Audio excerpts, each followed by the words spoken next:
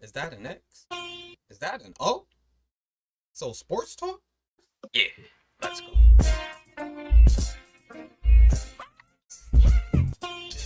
I got my swag.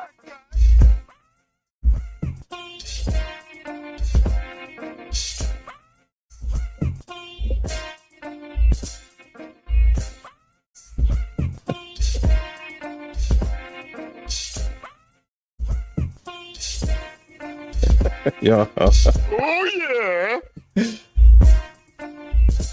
Woo! Watch out. Here come the breakdown. Here come the breakdown, y'all. Give him the doggy. Give him the doggy. Oh, hey, hey, hey, hey. Welcome back to XO Sports Talk. This is the boys. The whole band is back together. Let me see. What are we on? Episode number 48, y'all. Today is Thursday, April 21st. 2022, and we got a whole lot of good stuff going on in the sports world. Fellas, what's up? Let's get it popping. What's going on? What's going on? Everybody? What's up, Emerson? What's going on, I got Emerson? my swag back. Welcome back, Emerson. Welcome we back, call brother. it E. Welcome back. Man, I miss you guys, man. Yeah, you man, should have taken some of that swag out to LA. But hey, man, I was on the road, man, for a little while, man. You know, man, flying around, man, trying to see what's going on in the other parts of the world, man. But I'm happy to be back home with my boys from XO Sports Talk, the baddest sports show in the land. Woo, check this podcast out. You heard? Did you take the XO's podcast? Did you take our personal jet without telling us? See, listen, man. Hey, I got left it on contract empty. rights to that, man. So listen, I got contract rights to that, man. You know, You left it on empty. contract right. yeah, Contract rights, huh? yeah, you didn't clean it up on top of it. absolutely, guys. But we'll talk about that later. We'll review your yeah. contract. Oh, yeah. Malcolm, please, the Yeah. subscribe button. Thank you, everybody, for coming. And please hit that subscribe button and the notification bell. Welcome to XO Sports Talk. You can also call us anytime you like. Please leave a comment or just come in live. The number is 475-221-5006. Like I said, please leave a comment. Anything's a good thing, just to hear from you. It's great. Fans from everywhere. I mean, all over the world. Thank you for tuning in to XO Sports Talk. All right. Thank you. Yeah. Thank you, everybody. Thank you very much. Absolutely. And it's beautiful to say from everybody all over the world. Yeah, Yes. yeah, Hey, man. Yeah. Hey, man. yeah. And we want We're to thank reaching all everybody. parts of the globe. Yes. Yep. Emerson, Keep reaching. please keep reaching. NHL update, Emerson. Well, listen, here we go, fellas. It's that time when everybody in the NHL are positioning themselves for that playoff run, and the ultimate goal is the Stanley Cup. So listen, guys, I just want to let you know the Vancouver Canucks, they're on fire right now. They just won like 7 games out of their last 9. They're hot right now. They take on the Minnesota Wild tonight, which is going to be a great game. I'm telling you, I'm going to tune into that as soon as we get off the air here. Mm-hmm. But I'm telling you, the Vancouver Canucks are making some moves. But listen, the Boston Bruins, they're getting hot at the right time. They are inching their way to the top. And then you got the Minnesota Wild, who's playing the Canucks tonight. They've won like 9 out of their last 10 games. So watch out for them. That's going to be a hell of a game tonight. I can't wait to go check it out. And of course, we can't forget the Colorado Avalanche. Listen, they are primed, they're groomed. Anything besides the conference finals is going to be the biggest disappointment for them this season. So we got Florida Panthers. They may have one of the best offenses we've seen in the last 30 years in the NHL. Yes. So watch out for them as we get ready for the playoff run. And of course, the Carolina Hurricanes. They're so young, they're so good, they're so deep, and they're just a well-rounded team all around. So you better watch out for them. And of course, how can we not mention the Tampa Bay Lightning? That's my 5 top power ranking teams that we better keep our eyes on, because the NHL is heating up on the ice. If you've never seen the ice get hot, this is the time of year it gets real hot. That's my report from the NHL this week. Thank you, Emerson. Yes, sir. Yeah, got so hot, T had to get a drink of water. I had to get a little look. Drinking my hot. Let me get another sip, man. Yeah. Major League, a toast, Major League Monty. Baseball talk around the bases. Well, now that you've had your glass of water, Terry. Well. All right. I'm good now. I'm good. Tell you what, I mean, baseball's starting up. Mets are hot still. So like I said last week, is this their year? But right now I got my eye on Mr. Miguel Cabrera. Yes. One hit away from 3,000 hits. I think he'll be like the 33rd Major League Baseball player in the history of the game to do so. And then once he gets that, he's going to join a exclusive club of baseball players, what many consider to be the best to ever set foot on the field, with 3,000 hits and 500 home runs. Mm-hmm. The other 6 players on that list are Hank Aaron, Willie Mays, Eddie Murray, Rafael Palmeiro, Albert Pujols, and Alex Rodriguez. So I was expecting him to get the hit today, the one hit he needed, but I don't know. The Yankees walked him. That's baseball. They walked Yeah. one base on balls. Yeah. But that game last night, T, I didn't get a chance to watch the afternoon game, but they were going crazy last night in Detroit. Yeah. And they stayed all the way to the end to see if he can get hit number 4 that would break 3,000. Yep. And I think, if I'm correct, his 2,999 hit, he broke the bat. He broke the bat. The bat split it, and he struck out last night on trying to get his 3,000 hit, and then today he went 0 for 3 with a walk-on ball. But it was really nice to see the fans going crazy about him last night, and he had some demons at one time during his career, but he was able to put on his boots and walk straight, and God bless him, and I'm truly happy for him. Malcolm. Definitely. Yes, definitely one of the good guys of the game, Miguel. I mean, Miggy, he will get his 3,000 hit. I mean, you don't have to worry about that because the man's just a great player all around. I mean, as far as they go for the rest of the baseball, well, speaking about the Yankees, they're so up and down. They don't know what they're doing with that lineup. It's just not a strong lineup. And bro, you hit it on the head. Gallo is just a wasted at bat, man. He's a great fielder, a great athlete. Yeah, we gave up nothing for him, but you traded for him. And what's your name's paying their salary? The Rangers are paying the salary. I mean, it's just it's like he's lightless. I'm like, he's just a waste of that bat. He's a great outfielder. Don't get me wrong. The man's a Gold Glove outfielder with a cannon of an arm. But we can't go. He's a liability. He's a liability to play. I mean, but like I said, ain't nobody running away with that division anyway. So yeah, he's got time to make moves and time to see what they got to do. It's still way early. Again, way too early. Mm-hmm. I mean, how them Dodgers doing over there in the West, man? Come on, man. Leave us alone, man. Leave us alone. Well, Emerson, jump in. Well, listen, come on, man. You know what it is, man. It's the L.A. Dodgers. Come on. Enough said. All right. We start off with Mookie Betts at the top of that lineup, But listen, I just want to send a shout out to Miguel Cabrera. He's going to get that 3,000 hit. We know it's coming. I just was so happy to see the juice in the stands with all the fans. Baseball is back. I know we're only 12 games in right now, but just to see the fans and see the juice, and the fans got something to cheer about and get excited about, because we got a long way to go. The season has just started, like I just stated. We're only 12 games in right now. Over in the National League East, you got the Mets on top. Over in the Central, the Cardinals on top. And in the West, the National League West, the Dodgers on top. Then you go to the AL East, Toronto, the Blue Jays on top right now, the Guardians in the Central. And then you got the Angels out west. So it's still early. A lot of teams are trying to find themselves. Players are getting in shape, finding their groove, finding their rhythm. So it's just going to be interesting to see who's the healthiest team going down the stretch.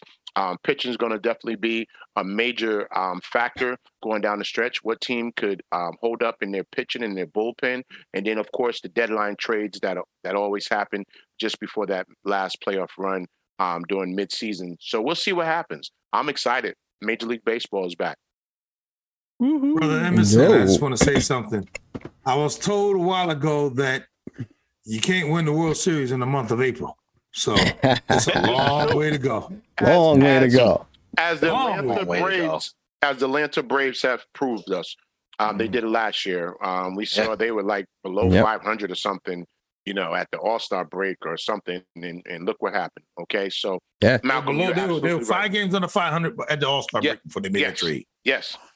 So you're and right. they lost their best player. Yeah. Oh, Acuna. Yes. Injury. Oh yeah. Yeah. Injury. Absolute to injury. Yeah. So big thoughts right there, Malcolm. You're so right. Yeah. So. Brian. Well, good start of the season. I don't think we did our predictions this year, but I'm keeping my eye on the White Sox this year. They are 6-6. They lost their last couple of games, but it's a long season to go, so I'm keeping my eye on them. Giants out west, you always just wonder how they're gonna finish because you always know they're gonna be in the race at the end. So got my eyes on them, that. And as T said, I got to jump on Cabrera. He definitely was.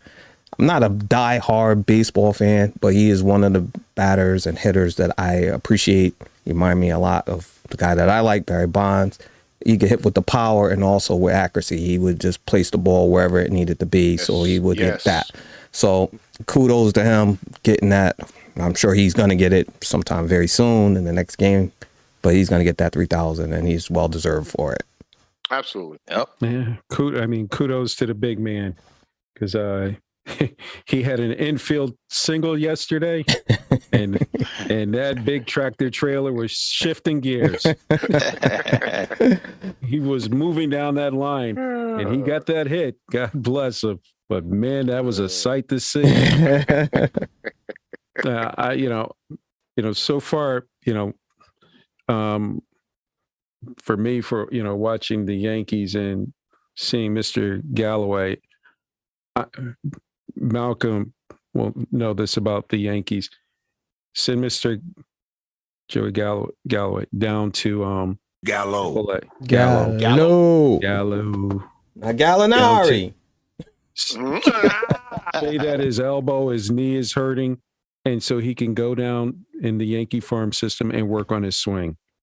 Because that swing, if I'm his agent, if the Yankees come to you with it, go.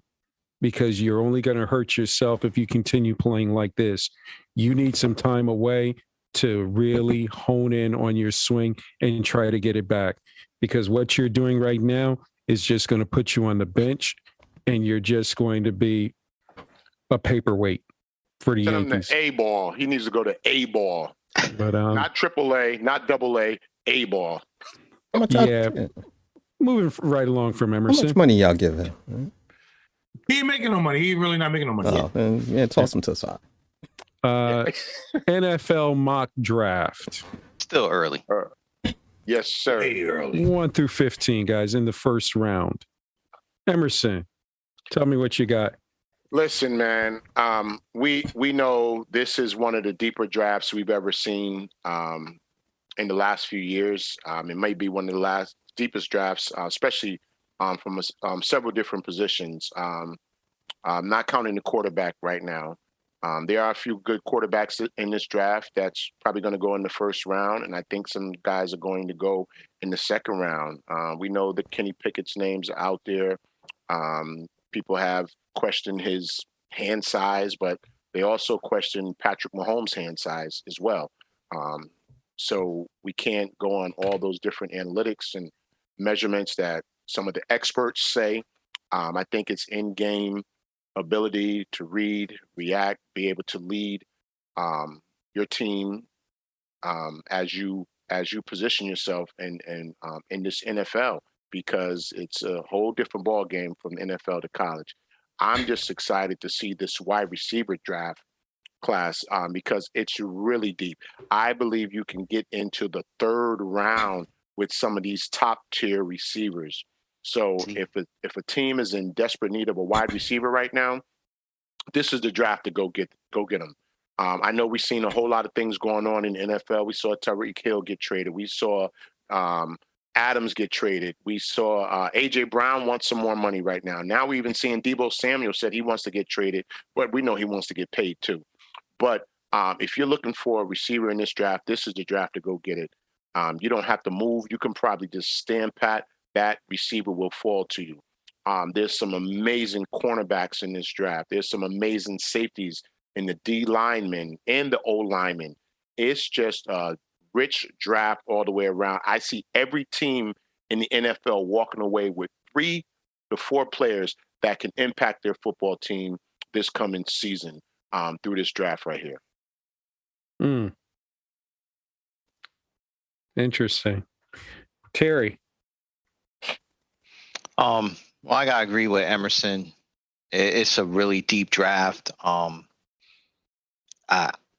I think this year you're going to see a lot of defensive backs, O linemen kind of go before you see quarterbacks this year kind of step out as in previous years where the quarterbacks dominated the draft. I think this year is so deep. Like Emerson said, you can get a wide receiver in the 3rd round and he will be able to contribute to your team first game of the season. That's how deep the draft is. But absolutely. In terms of my first 15 picks, I just have, I know Jacksonville's looking, they need a guy that can rush off the edge. So I think they pick up Aiden Hutchinson out of Michigan. Good fundamental pass rusher. And you could plug him in a 4-3 or a 3-4 defense if you have to. He's that good of a player. Number 2, I have I got Malik Willis from Liberty going to Detroit. I think they need to fill that quarterback position long term. So he's available. If he's available, why not go out and get him? Long-term solution. And then I have Houston, who's picking number 3. I have them picking Evan Neal from Alabama. He's a good left tackle. Solid. He might be the best left tackle in the draft this year. And the Texans need to address their offensive line. They needed that for years now. And then I got the Jets at 4. I got them picking Trayvon Walker out of Georgia. He's a nice speed power rusher, and he can also hold his own against the run. And then the Giants, I mean, they got some holes they need to fill. Offense, defense, but I think they pick I'm sorry if I'm pronouncing this wrong, but Akeem Ekwonu out of NC State. Excellent. He's good offensive tackle. He could fit into any team's blocking scheme. So I think the Giants should take care of that. Again, that's another team that's been needing to address their offensive line for years now. Number 6, which is Carolina's pick, I have them taking Kenny Pickett out of University of Pittsburgh. Okay. Kid has got a great arm. He's got accuracy, touch.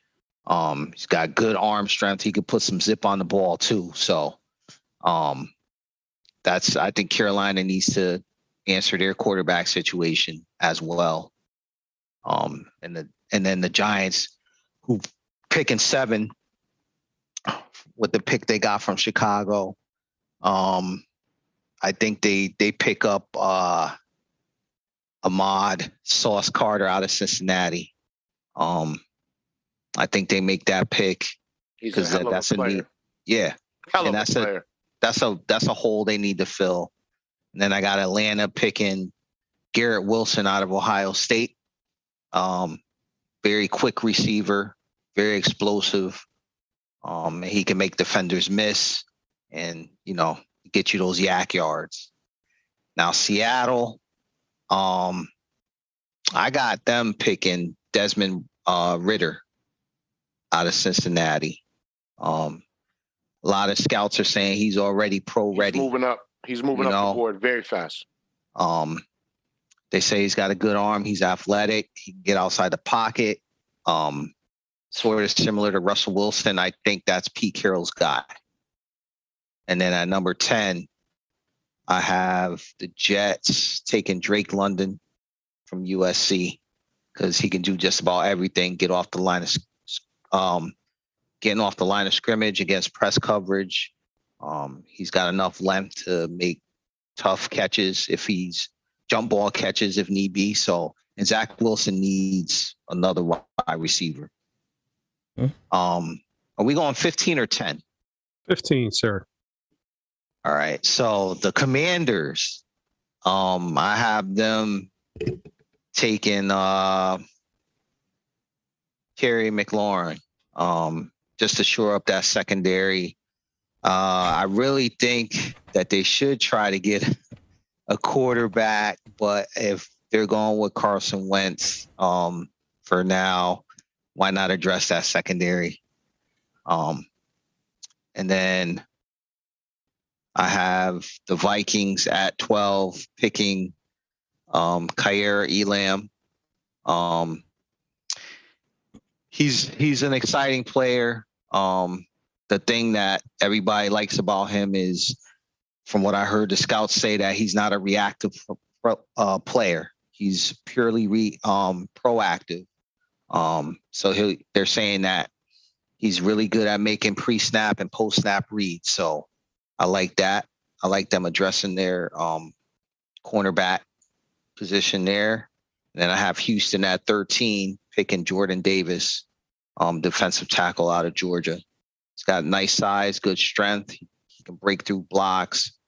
He rarely gets put on the ground when blocked, and he has the potential to need to be double teamed at times. So they haven't had that type of player since J.J. Watt. And then number 14, I have the Ravens picking Tyler Linderbaum from Iowa. Offensive lineman. He's a good combo blocker. He'd be able to help Baltimore because that O-line, because they gave up like 57 sacks last season, which was the second most in the league. Got nice size, 6'3", 291 pounds. And I think he can step in and help out Lamar Jackson. And then I have the Eagles, last but not least, at pick 15, picking cornerback Trent McDuffie from Washington. He's kid's super athletic. Exciting. He's got good instincts, and he's an aggressive tackler. He can force some fumbles, generate turnovers, and he's good at tackling in one-on-one situations. At least that's what the film has showed. So those are my 15 picks. Well, wake me up in the morning. Mel Kiper Jr. Whoa. I'm gonna have to tell the fans out there, I'm apologizing in advance. I'm gonna have to leave early. I have early obligations. So just in case you see me leaving the show early, it's for future, because of the obligations I have already. You can go ahead and leave. There's no gas in the plane. So I ain't flying. This time. All right. As far as the number one pick, of course, which is Detroit. Man, they need offense. They need that protection. So I'm gonna go with that offensive lineman, man. Evan Neal. As far as the second pick, no, I said that wrong. Jaguars gonna get Evan Neal. Okay. The Detroit's gonna get Hutchinson. I'll say that they'll stick with Hutchinson. Aiden Hutchinson, and I think Texans will get Kayvon, the pass rusher. I think the Jets, they're gonna go for I say Garrett Wilson or something like that. They're not gonna pick up anything else because they need offensive line protection too. So I think they'll go with him, or they'll go with that Gardner kid, the cornerback. Sauce Gardner. Sauce Gardner. He's pretty good. He's real good. Very good. So. But the Giants need O-line help and D-line help. So flip a coin, I mean, I say they get Walker, which I'm not going to like because I think Walker's a heck of a talent, So they'll definitely get Walker. And Atlanta, they got to go for that quarterback. But I've heard people say that they don't think that only maybe one player may be picked in the top 10 as far as the draft positions, the key draft positions of need, wide receiver, quarterback, and all that. I think they got to take Malik Willis, because they let, their man go, Matt go. So it's time for Matt to go. So Atlanta got to take this guy, And you got, of course, the Seahawks. They could double down on another quarterback, also, which could be Pitts, you know what I mean? Or just build their defense up. And you got New England. I said that wrong. You got the Jets again, and the Jets definitely going receiver. So I could see them taking, Trayvon Burks, or heck, they might get Wilson or Olavier. They might love Olavier more than anyone else. As far as Philadelphia, they need a pass rush. I said it before. They need to say it again. They need a pass rush. They know they have to get to these quarterbacks. So don't be surprised if they don't get an offensive lineman or a pass rusher. Like you say, Trayvon Penning should be around there. Could be there for them. Charles Cross could be there for them, which he will be there for them. They can pick him too. Mm-hmm. So it's going to be a toss up between them. Phoenix. Well, Homeware been running for his life, but he has a decent line already. I mean, so to me, they're going for defense. They may go with an edge rusher, Jermaine Johnson, something like that. Or they go for a corner and Stingley, because I think they're going to let the cornerback go. He's good. I think they're going to let, because it's time to go, And then you got the Vikings. If anybody needs to pick a quarterback, it's them, because they can't keep paying Kirk Cousins that money. So if I was them, I look for the future. You like that? I mean, I would look for a quarterback. Anything to fall for me, but I think they want to wait on the second round for that. So I can see them, picking, that hot safety from Notre Dame. That'll be a start with him. And then you got you got Houston again. Like I said, flip a coin. They're gonna need everything coming. I mean, I can't. They might go with the offensive lineman. Hakeem Equanua said again. Mm-hmm. I didn't say it right. I think you did good. I think you did good. They can go with him. And then you got the team that really needs a pass rush is the Baltimore Ravens. Their defense is always solid, but they really don't have that threat. So whatever pass rush threat that's available for them, they may go with that. They're not going to pick a receiver this time. They may go with George. How you say the name? Carlifs? Yes. Mm-hmm. Is that right? Carlifs. Yeah, Carlifs. They may go with him. And has a think great about motor. The Ravens. They draft well. When you see the resume of the people they draft, they say, that dude's not that good. They coach well. They coach their players up. That's what they do a great job of doing there. So it ain't the quality. I mean, it's the quality of player they get. So I give the Ravens credit on that. They're excellent with that, And after them, of course, is the Eagles. And please don't let them pick another receiver in the first round. How many receivers you gonna pick in the first round? I mean, Jesus, go with something, anything. I mean, like you said, pick anything but a receiver, because obviously you can't pick them. You're picking busts, So the key is they might pick a kicker. I hope they do pick a kicker. Everybody needs a kicker. They can pick up Andrew Booth, the cornerback. Which might be the second cornerback taken. So that's what I'm gonna live with right there. Mm-hmm. You know how I feel about everybody needs a kicker. I would love to see if in the playoffs in the second, if a game goes into a second overtime, leave it up to a kicker. Start it at the 45-yard line and keep moving back until one of the kickers miss, and then the next one goes off into the playoffs. That's what I would like to see. You want to kick out. Boring, yeah.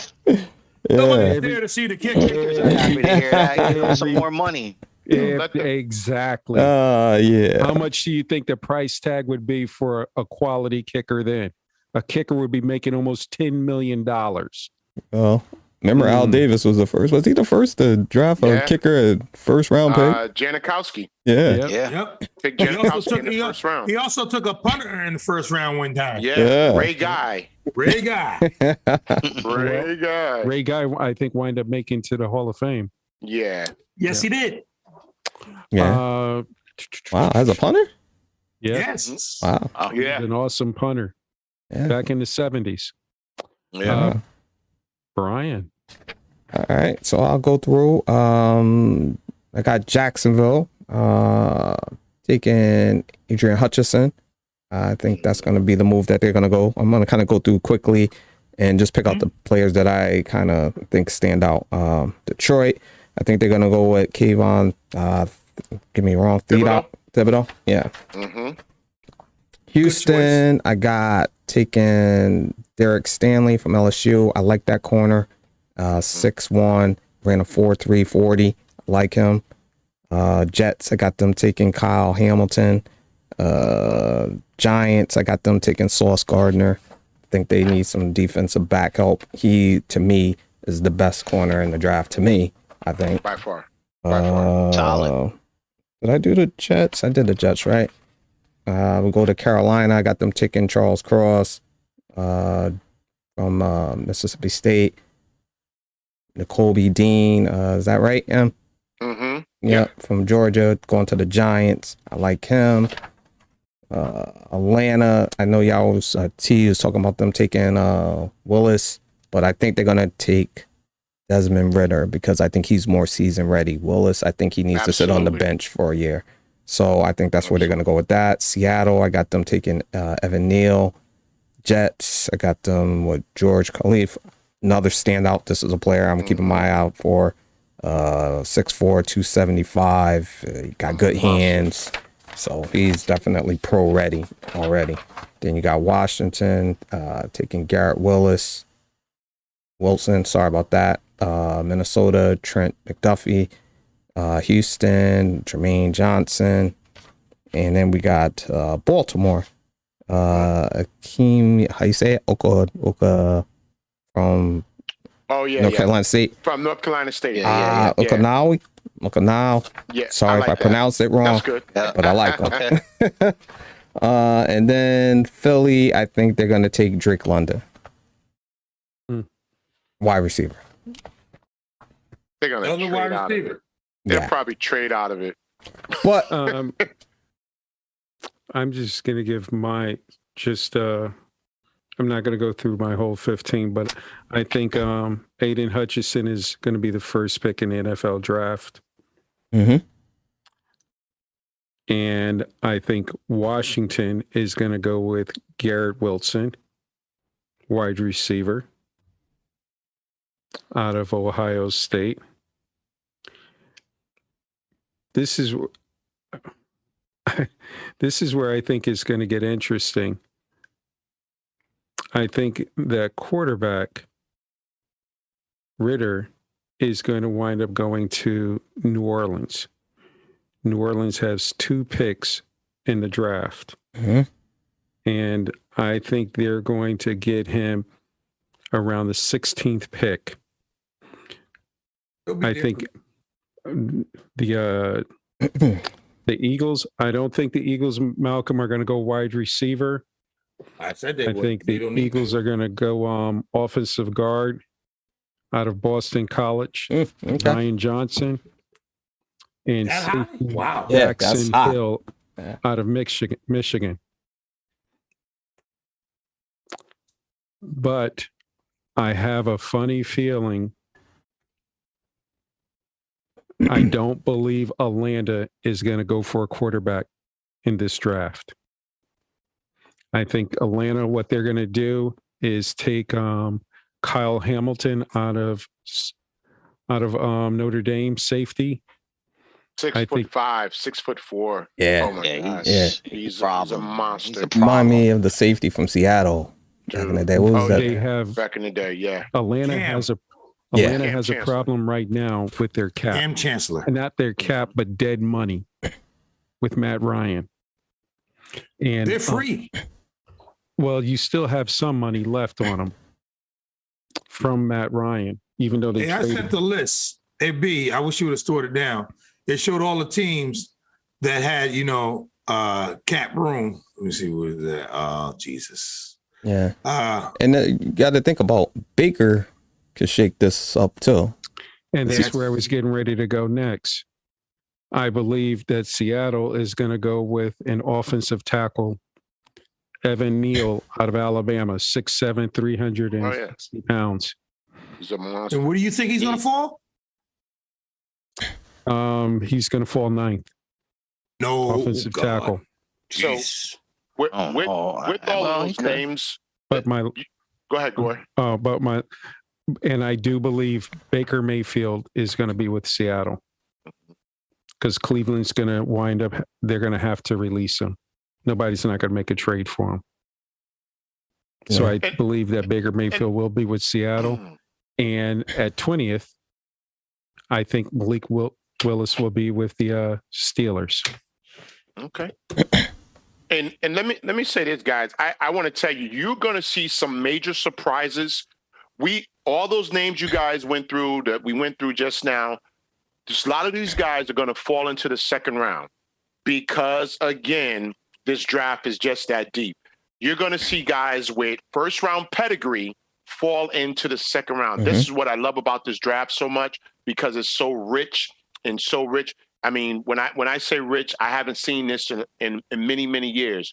A lot of these guys will fall into the second round, and we're gonna look back and say, "Wow, I had him going 15th, or I had him going 14th to this team or that team."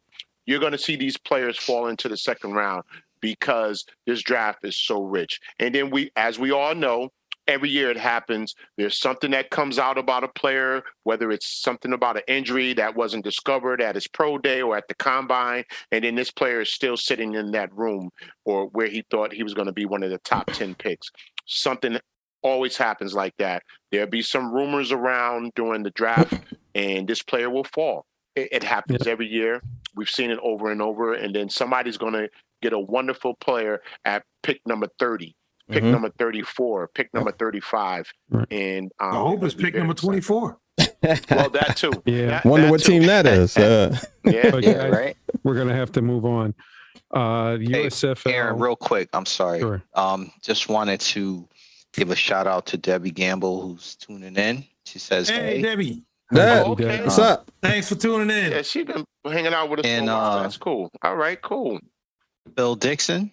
He says, what's going All right. on? He's glad All to see you back with us, M. Oh, All right. Hey, Yes, I think. sir. Wait a minute. I think that's my basketball coach, man. That's the Billy Dixon I know, man. That's my No. basketball coach, huh? Phil Dixon. Phil Dixon, okay. All right. Hey, Phil. Hey, man. Yeah. USFL football is on the way. Guys, what did you think of week one in the USFL? Terry. I mean, it was a lot of hype around it. It was more or less what I expected. A lot of mistakes, some bloopers were thrown in here and there. I mean, it was basically, kind of like minor league football, like what we saw with the XFL. You had some good games, though. I mean, they were close. So I think that kept whoever tuned in a little bit longer. Say if the game was a blowout. The things that I kind of didn't like they had the live mic before the snap of the ball, which was tough because the announcers are trying to call the game, and I didn't like it. It's too much noise going on. The camera angles. Yeah. The camera angles from the drones, they were good at times, but then there were other times where they were giving us some bad angles. So that's my take on week one. Malcolm. I agree with you. They did a little too much with the drones and everything. And I didn't like the fact that you had to hear what the coach is saying and you hear what the player's saying and the announcers are talking at the same time. Yeah. Too much jargon going on. You need to hear the announcers. You know what I mean? That's what we're used to. I mean, I know they may try to change football, put a little wrinkle here and there. I mean, I don't want to know every play that he calls. You know what I mean? I just want to see them run the play. You know what I mean? Just run the play. And I do like the fact that they dropped it down 5 seconds on the play clock. You know, it's 35 seconds start, and they keep that thing clicking like this. You know, they don't wait for you. They start that clock. And like I said, some blown calls, and you got people. I mean, you can tell their level isn't at the NFL level as far as skill-wise. I mean, but it's great to see guys out there giving it all, and they got a second chance to do this. So I'm happy for them. At least they're getting a check, and they're getting to showcase their talent. You're going to discover some of those guys out there, they have real talent. They just weren't taught enough. You know what I mean? Mm-hmm. Emerson. We're going to go 56 toss power trap, trips right, on goal, Omaha. You ready? Omaha. On 2. Cool. Listen, they want to bring you into the game. They're trying to bring it into your living room, right where you can feel it and be able to enjoy it. We got football in the spring, fellas. I'm just happy there's some entertainment going on. This is like a little appetizer to hold you over to the NFL season. You know how you order your appetizer before you get your main course meal when you go out to dinner? This is what it is. All right, let's enjoy it. Let's embrace it. The USFL is back. It's giving us some entertainment. There's some guys out there that have been cut from NFL teams. There's some guys that hope to be in an NFL camp. So let's see what happens, man. I'm just glad there's somebody cracking heads and, you know, going at it in the spring while we're on vacation from the NFL. So I love it. Brian. It was interesting to me. I thought it was kind of what I thought it was going to be, sloppiness, but it brought different levels to the game. The rules weren't too much different than the NFL's, which is good. I did like that they had the kickoff return. They put the ball back, so you did get to see that, because I missed that in the NFL. I do miss the kickoff return because that was a special skill set. You know, you had people who can run the ball back, and that's all they did. But so I like that. I did like the camera angles. Sometimes it was a little too much, as T said. The audio feed, I like it with the sound pads, but the sound on the field, I wanted to hear it, but they was bleeping so much of it out that it was like dead air. So it was like either take it off or let us hear it all. But I watched 2 games. One was a blowout. It was kind of ugly. I didn't watch the whole thing. But the Birmingham Stallions and the Generals, New Jersey Generals, that was a good game, and I did watch that. And it was kind of what I thought it was. It was interesting, and I think it'd continue to get better. They just need to, you know, find it, and they'll get better talent as well, and we'll see where it goes. I watched on Sunday. Before you go on, I'm gonna have to go, but thank you guys. I'll talk to you later, and all the fans out there, thanks for watching.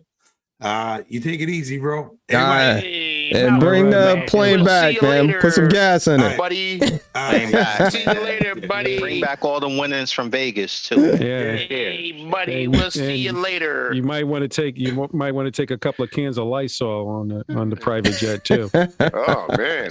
Oh, you were the last one on it. See you later, alligator. After a while, crocodile. On Sunday, the game was postponed until Monday between the Pittsburgh Martyrs and the Tampa Bay Bandits.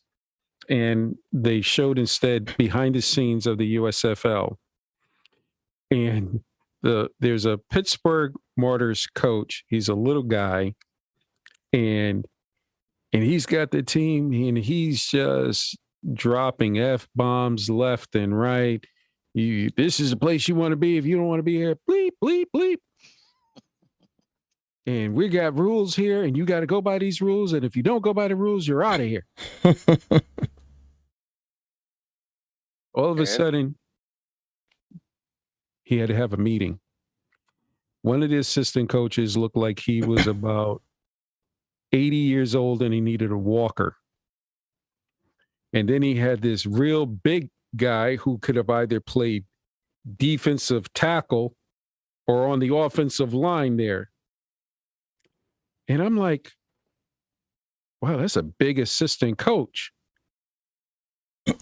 All of a sudden they call the player in. And the coach goes, how you doing? You know we have rules here, and you didn't go by the rules. So now I got to let you go. I'm sorry, but, rules are rules. And the player goes, coach, I don't know what you're talking about. I think you do know what I'm talking about, but I got to let you go. And I said, that's why he's got that big guy in the background. If that player goes crazy, he can jump on him and protect him from beating up the coach. Oh, man. It was interesting to see the different, drones and stuff on the field. And I think what the NFL is going to do, they're going to look at this, tweak it, maybe use it somewhere down the road in the NFL to draw more younger fans and fans that are also a part of fantasy football that have brought in a lot of kids that really can care less about football at times, but they just want their fantasy football. Absolutely. And to the NFL, they're like, that's all right with us because we've got something for you called the red zone. You can pay for that. Yeah. Oh, yeah. Guys, NBA playoff games. What games did you like? Malcolm is gone.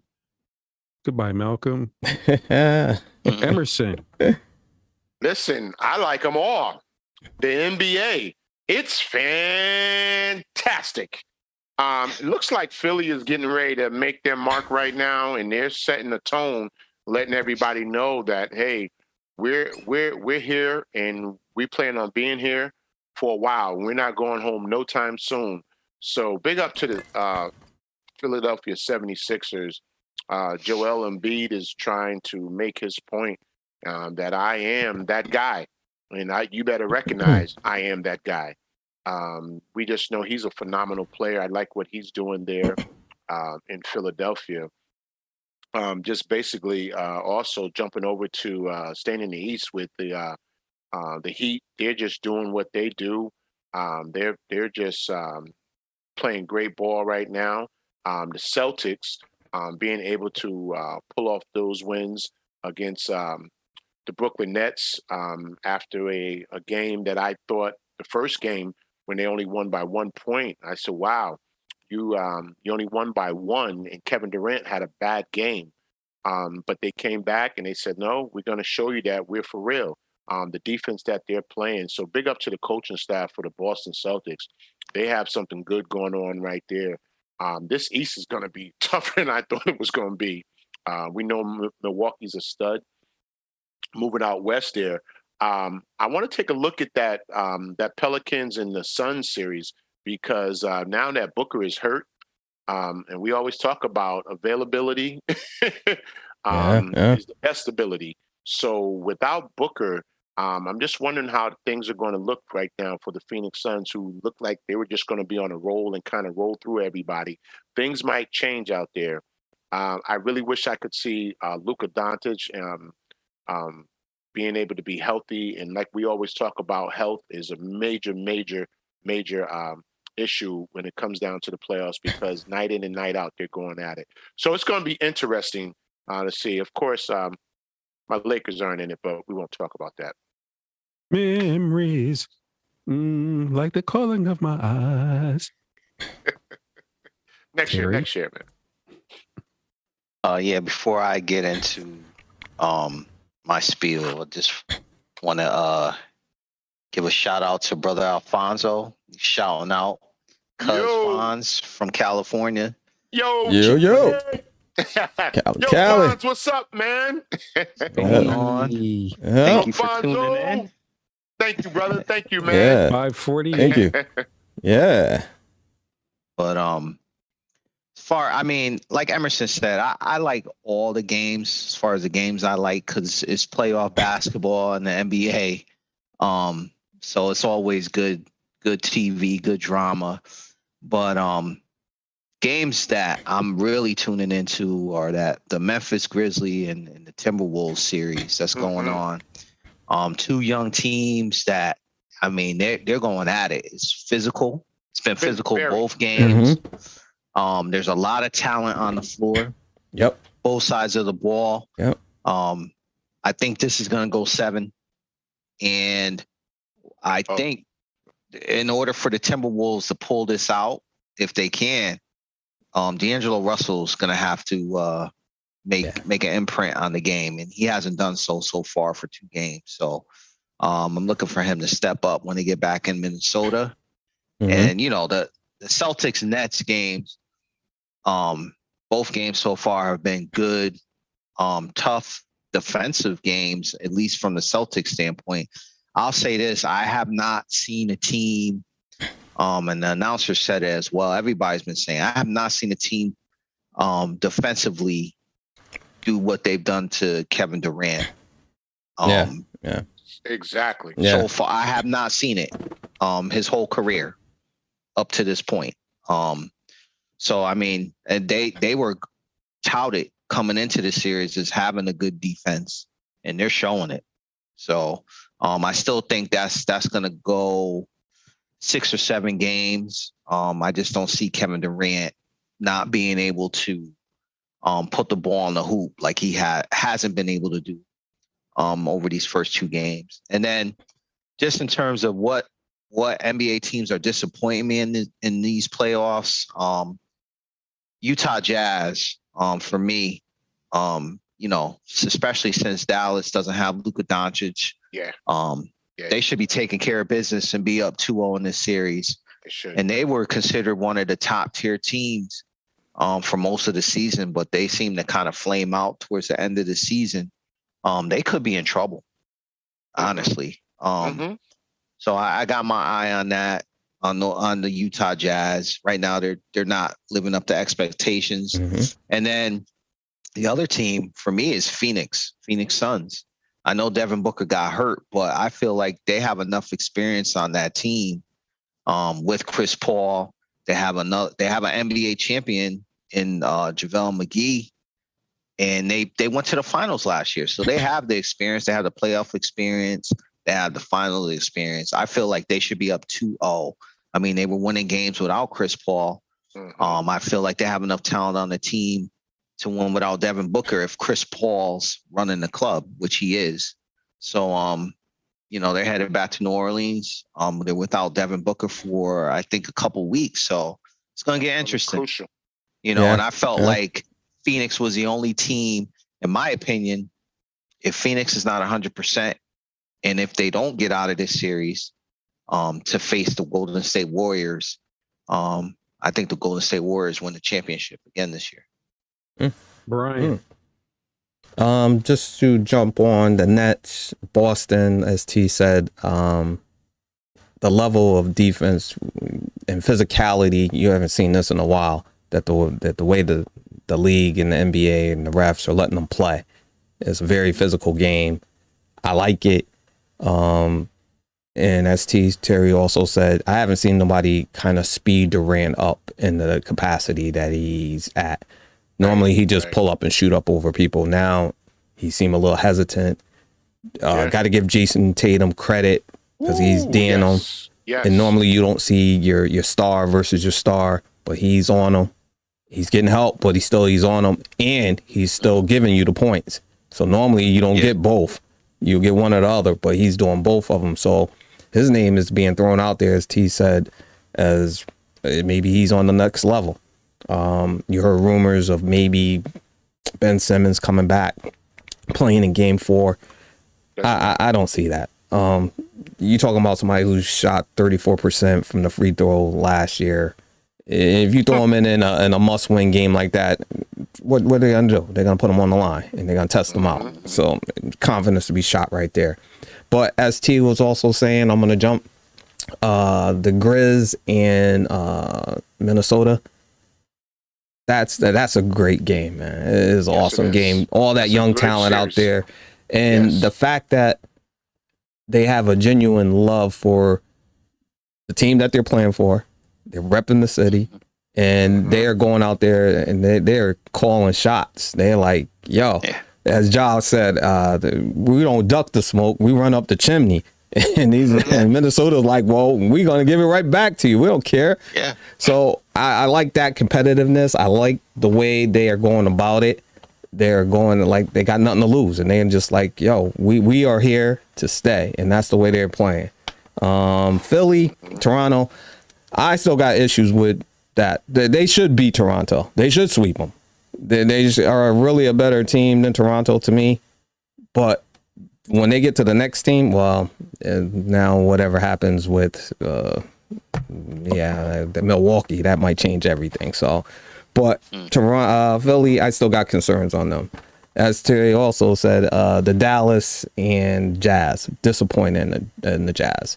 Because if the Jazz lose this series, this could be a breakup. This would probably be the breakup of their team. This will be a breakup if they lose. Yeah. Because there's no way that's going to not happen. They're going to have to break that team up if they lose this series. So, great games. I didn't want to tell you to score or something, but the Grizzlies and them are playing right now. I'll tell you that. So, see who's smoking who. And Brian, they let Brunson score 40 points on them. Yeah. Utah, come on, Mitchell. Come on, Donovan. Yeah. Brunson scoring 40 on you. Come on. Yeah. You got but let's talk about Rudy Gobert, defensive player of the year. Like, he should not be doing that. What? They can't stop nobody on the perimeter. Yeah. They just drive and he can't get out there fast enough on the switches, and that seems to be like that's been an issue. That's been a real issue, and I know he's great around the rim, but when you have to bring him out or he have to, on those switches, that's a major problem for Gobert, and teams know that now. They'll find your weaknesses. Believe me, coaches sit up all night to find your weakness, and I think they found his weakness now, and so that just goes to show you, playoff basketball is way different than the regular season. Absolutely. Yeah, and what you was talking about with Boston, when they picked up Al Horford, I was like, God, they need a big man. But actually, it works in their favor because he can switch off. And he can yes, indeed, the threes and the twos and still get out there. Yes. So, and give that coach credit, too. Oh, man, bro. Yeah, he turned it around, too. Everybody was like, break up Boston. Yeah, I got to give that coach credit. I hope that the Nets go down in flames. Burn, baby, burn. Okay. I kind of agree with you. The only reason I agree with you is because I don't think they went about it the right way. No. Season. They didn't have the right mindset. Some of the players.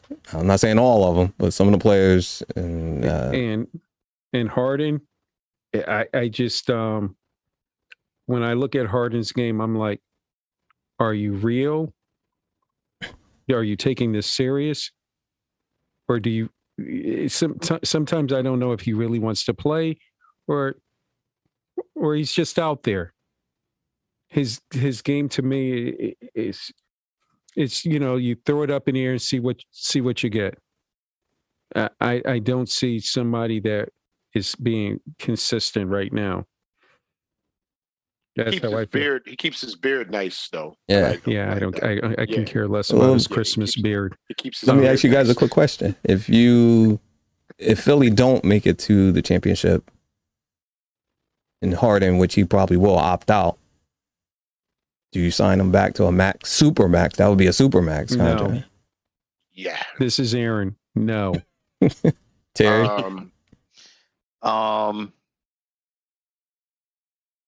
I don't know if I can't do a super max, only because the history that he has of kind of wanting to get out of teams. I can't give him all that money and then he's going to turn around and try and force his way out.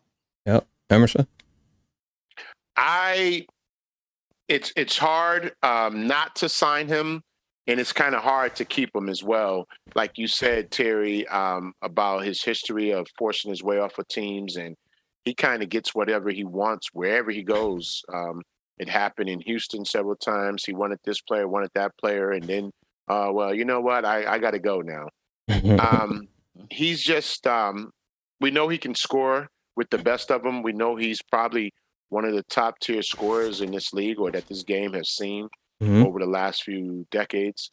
But like you said, Aaron said something about, I don't know what his true heart is about the game, about winning, about playing hard every night.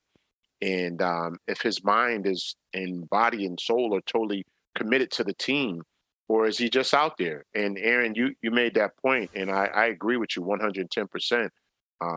How committed is James Harden to winning or playing within the team concept? And I just don't know if his commitment is there. Yeah, guys, we have reached that time. Wow. No. No. I don't want to go. I don't want to go. You can stay here all night. I don't want to go. And nobody's not going to stop you. No. I don't want to go. I will wake up in the morning, take a shower, get in the company truck, tune in, make sure you're still there. I don't want to go. Swaggy. I don't want to go.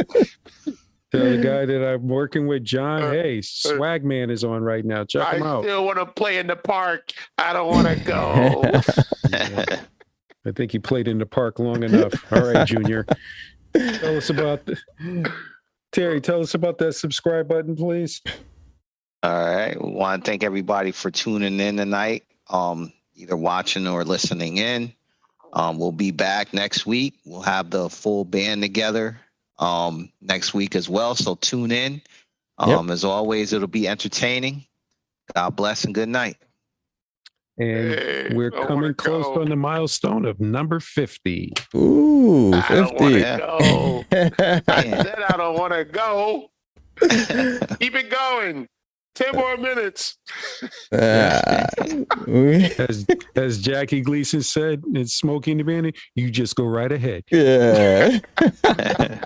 Good night, everybody. Good night, everybody. It's all over, folks. It's all over. It's all over. Wait, sung in 1957. It's all over.